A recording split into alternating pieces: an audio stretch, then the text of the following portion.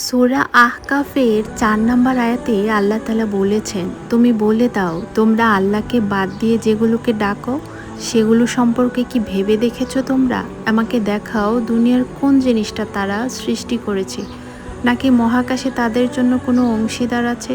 কোরআনে এই আয়াতটি আমাদেরকে গভীরভাবে ভাবতে বাধ্য করে, কারণ আল্লাহ ছাড়া আর কেউ রব হতে পারে না। আচ্ছা, সামান্য একটা মাছি যদি মূর্তিগুলোর কাছ থেকে কিছু নিয়ে যায়, যেমন ওগুলোর সামনে যে খাবার দেওয়া হয়, মাছি সেখান থেকে কিছু নিয়ে উড়ে চলে গেলে সেগুলো কি কিছু করার ক্ষমতা থাকে? সেই মূর্তিগুলো কি কিছু করতে পারে? আর মাছি বানানো তো বহু দূরের আলাপ। কিভাবে মানুষ নিজ হাতে গড়া মূর্তিকে প্রভু বলে মেনে নেয়? এক আল্লাহ ছাড়া আর কারো সামনে মাথা নত করা মানুষের আত্মসম্মান বোধকে গলা টিপে হত্যা করার শামিল।